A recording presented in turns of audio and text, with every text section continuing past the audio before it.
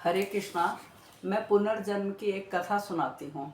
अब ये कितनी सच है या नहीं है, लेकिन ये कथा है बड़ी शिक्षाप्रद। इससे हमें पता चलता है कि हमें सोच समझकर कर्म करने चाहिए। दो बहन भाई थे। उनके माता पिता जब वो बहुत छोटे छोटे ना समझ थे, तभी उनके माता पिता का स्वर्गवास हो गया था। अब वो दोनों बहन भाई इतना गरीबी का जीवन जी रहे थे कि कुछ बड़े हुए तो उनकी शादी भी नहीं हो रही थी, क्योंकि उनके घर में कुछ खाने को पीने को ही नहीं था। ना भाई की शादी हो रही थी, ना बहन की शादी हो रही थी। इस बीच में क्या हुआ, एक व्यापारी उनके घर रात बिताने के लिए आया।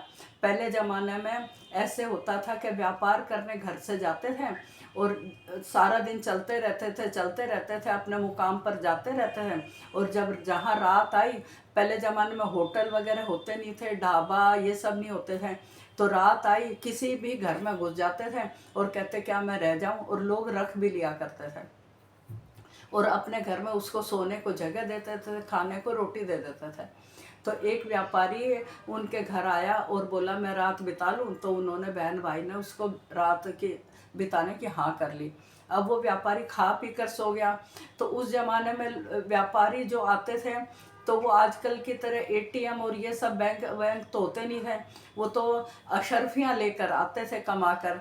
तो बहन भाई ने देखा वो गहरी नींद में सो गया और उसके सामान को टटोला, तो उसे समझ में आ गया कि इसमें बहुत सारी अशर्फियाँ हैं। तो दोनों बहन भाई बहुत गरीबी का जीवन जी रहे थे, तो उन्होंने योजना बनाई कि हम मार देते हैं, तो और इसका जो अशर्फियाँ हैं इससे हम अपना जीवन यापन कर लेंगे। तो भाई ने तो मारा और बहन ने मदद करी। उनका कच्चा घर था, उस ज़माने में लाइट थी नहीं, किसी ने घर में घुसते देखा नहीं कि भाई, और ना उस व्यापारी के घर वालों को पता होता था कि उसने आज की रात कहाँ बिताई। और उन्होंने कच्चा घर था उसमें खोदा और उसको अंदर ही दबा दिया। अब ये बात आई गई हो गई। और अब भाई ने क्या किया कि पहले तो अपनी बहन की शादी कर दी। अब वो बहन ससुराल चली गई और वहाँ जाकर साल 6 महीने कितना जिंदा रही और मर गई। और इधर भाई ने अपनी भी शादी कर ली और उसके घर में खाने पीने को, और उसने उन अशर्फियों से अपना कुछ काम धंधा करके अपना अच्छा जीवन चला लिया था। और उसके एक बेटा पैदा हो गया।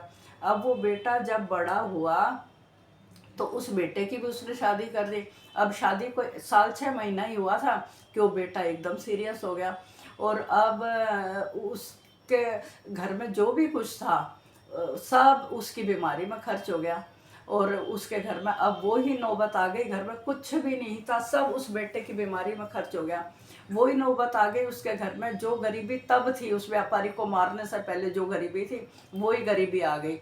अब जब वो बेटा मरने लगा तो वो अपने पिता को कहता है कि हे पिताजी, मैं वो ही व्यापारी हूँ जिसको आपने मारा था, और ये जो मेरी पत्नी है ये वो ही आपकी बहन है, ये अपनी ससुराल में साल 6 महीने बाद मर गई थी और इसका पुनर्जन्म है और मैं मेरा भी पुनर्जन्म है।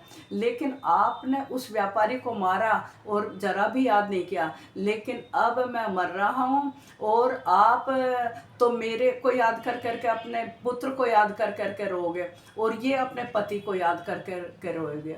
तो इस कहानी से हमें ये शिक्षा मिलती है कि हमें जो भी कर्म हम करते हैं उन्हीं का हमें फल मिलता है। भगवान को दोष देना बेकार है।